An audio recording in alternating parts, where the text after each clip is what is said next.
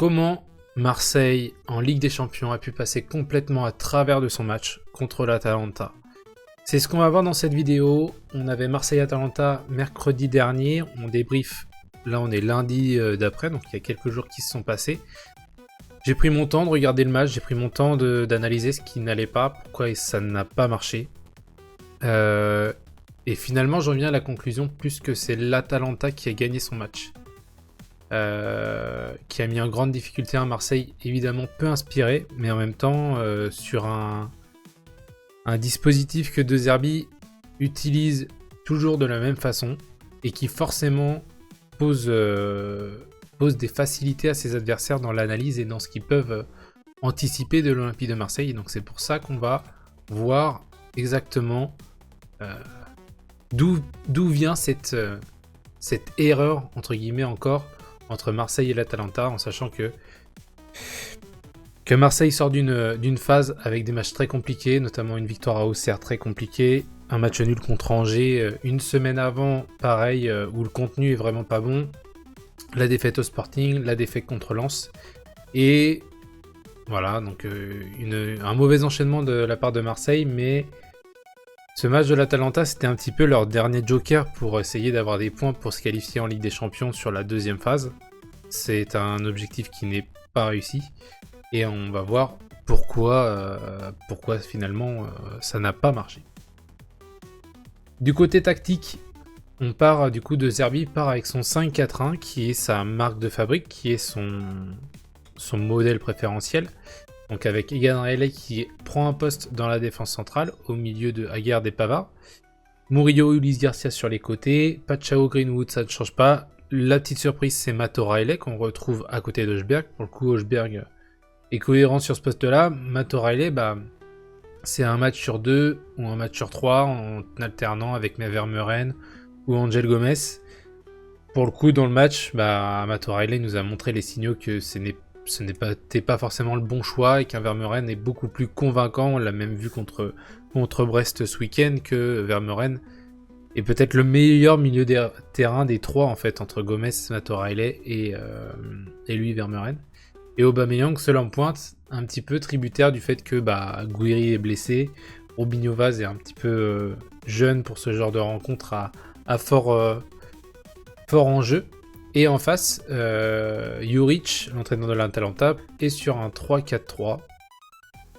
Pareil, il joue tout le temps dans ce système-là, avec le retour de Lookman à l'attaque, qui a amené un petit peu d'intincelle, je pense, s'il était un petit peu plus en forme, aurait mis beaucoup plus en difficulté cette équipe de Marseille.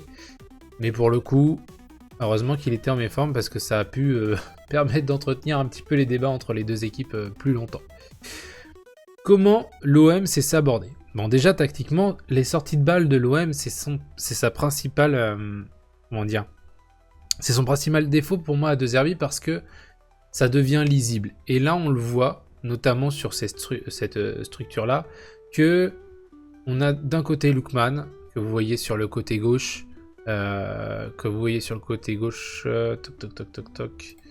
vous voyez que sur le côté gauche juste ici, vous avez De Ketelaere qui est sur le côté droit et l'attaquant de l'Atalanta qui vont presser en fait les trois défenseurs centraux. Mais une fois que les trois défenseurs centraux sont pris par le pressing, pris par l'intensité de course, la solution elle vient soit des joueurs sur les côtés, donc Murillo ou Ulis Garcia sur les côtés, mais qui sont beaucoup trop hauts et qui pour le coup sont marqués par exemple sur cette situation-là, ou bien des milieux de terrain, mais du coup De Roon et Ederson très clairement montaient sur les deux milieux de terrain de Marseille, et ce qui du coup pose un énorme problème sur la relance, puisqu'on est en panne de solution entre les défenseurs centraux qui sont pressés, les milieux de terrain qui sont pressés, et des latéraux qui sont beaucoup trop hauts et qui n'arrivent pas à proposer quelque chose. Donc, si ce n'est pas eux, ça peut venir soit d'un Pachao, éventuellement ici, ou un Greenwood.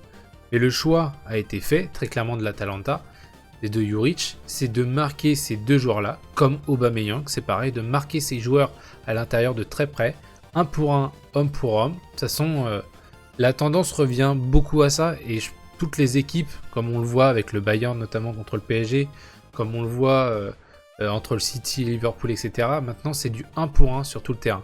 Ça se voit, c'est beaucoup plus rare de voir de la zone, de voir de marquage de zone, et on est beaucoup en 1 pour 1, et on le suit le mec jusqu'à la récupération du ballon.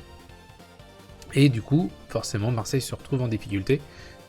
On peut le voir aussi sur cette situation-là, où vous voyez que Aubameyang est dans le cœur du jeu. Il est très loin de sa position d'attaquant, donc qui vient décrocher. Et pour le coup, il a quand même son défenseur central qui est au contact. Il est même pas retourné. Hein. Si vous regardez bien, il est encore dos au jeu, Aubameyang. Il est vraiment dos au jeu. Il n'a pas eu le temps de se retourner, qu'il a déjà un défenseur sur ses côtes et qui est prêt à intervenir pour lui prendre le ballon. Donc, c'est pas anodin. On retrouve un Benjamin Pavard avec une note de 3, un Aubameyang avec une note de 4. Parce qu'en fait, les relanceurs derrière et ceux qui sont devant et qui sont censés faire le jeu sont en grande difficulté à cause du marquage. Même on l'a vu, Greenwood en grande difficulté, très vite marqué, très vite pris sur son côté, malgré que ce soit le joueur un petit peu dynamiteur. Dans le dernier quart d'heure, 20 minutes, il dynamite un petit peu Greenwood, mais c'est trop tard, c'est pas assez tranchant. Et pour le coup, ça ne mènera pas Marseille à la victoire qui a eu du mal à se créer des occasions. Après, il y a toute la polémique autour de la main. Encore une fois, après vous l'avez sûrement entendu, vu partout, voilà, c'est la règle est comme ça, peut-être que la règle est mal faite, certes, mais c'est comme ça, et voilà. Et du coup, en face, quand même, l'Atalanta a manqué cruellement de réussite, entre guillemets.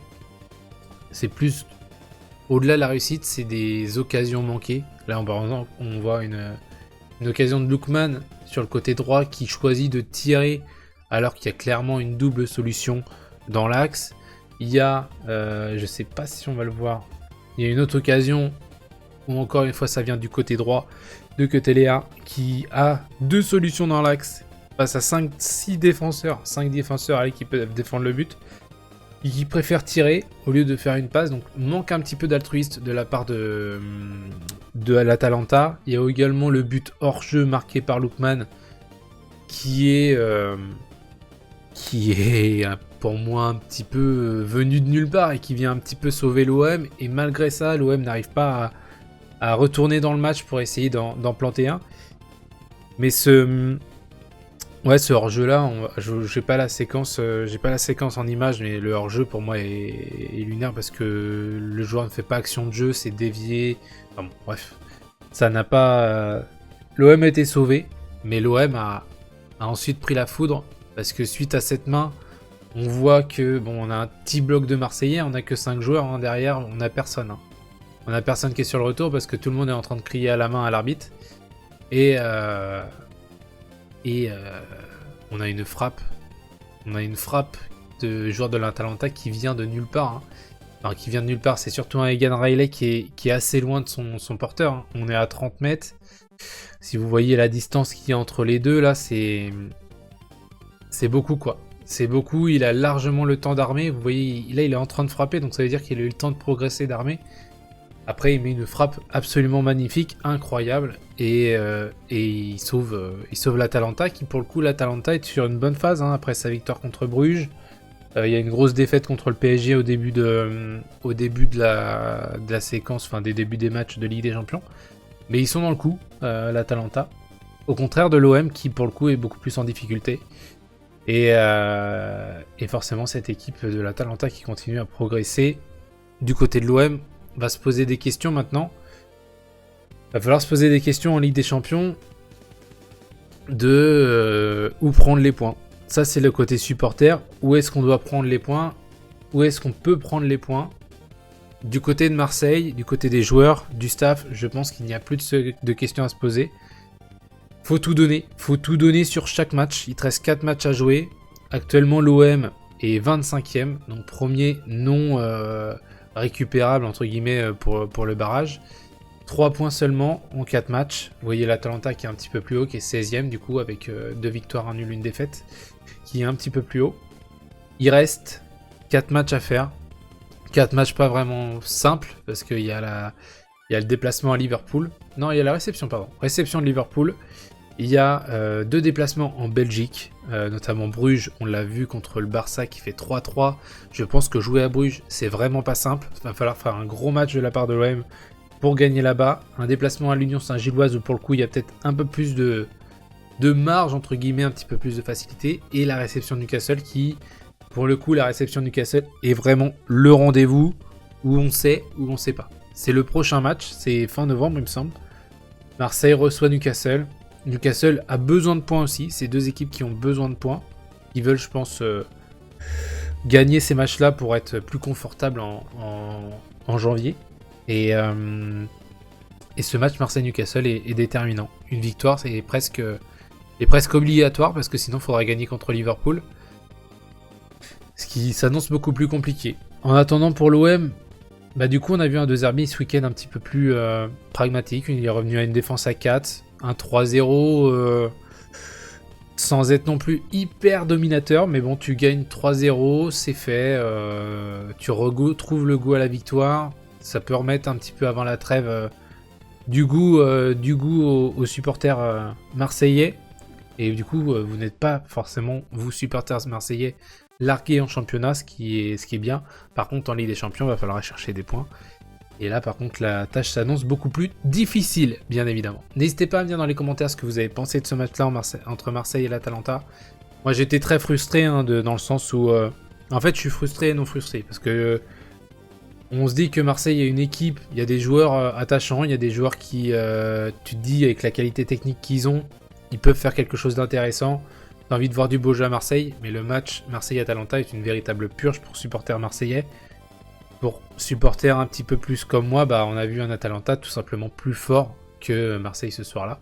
Et voilà, et du coup l'OM va devoir se réveiller en Ligue des Champions pour essayer d'aller se qualifier dans les 24. N'hésitez pas à me dire dans les commentaires encore une fois ce que vous avez pensé du match, les tops, les flops, etc. De vous abonner, de liker la vidéo. Et puis on se dit à la prochaine pour une nouvelle vidéo. Ciao!